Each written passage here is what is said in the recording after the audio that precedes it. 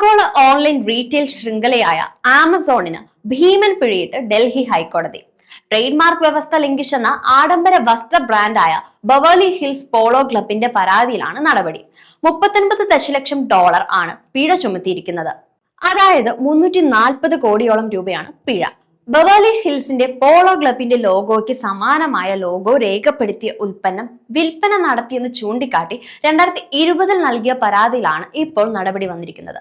പരാതിയുടെ അടിസ്ഥാനത്തിൽ ബവേർലി hills polo ക്ലബിന്റെ ലോഗോ ഉപയോഗിക്കരുതെന്നും പരാതിക്ക് അടിസ്ഥാനമായ ഉൽപ്പന്നങ്ങളുടെ വിൽപ്പനയിൽ നിന്ന് പിന്മാറണമെന്നും കോടതി നിർദ്ദേശിച്ചിരുന്നു. ഇതും സംബന്ധിച്ച് 2020 ഒക്ടോബർ 12 ഹൈക്കോടതി ഉത്തരവിറക്കുകയും ചെയ്തിരുന്നു. എന്നാൽ ആമസോൺ ടെക്നോളജീസ് തുടർന്നുള്ള നടപടികളിൽ ഹാജരാകാതിരുന്നതോടെയാണ് ഇപ്പോഴത്തെ നടപടിയും.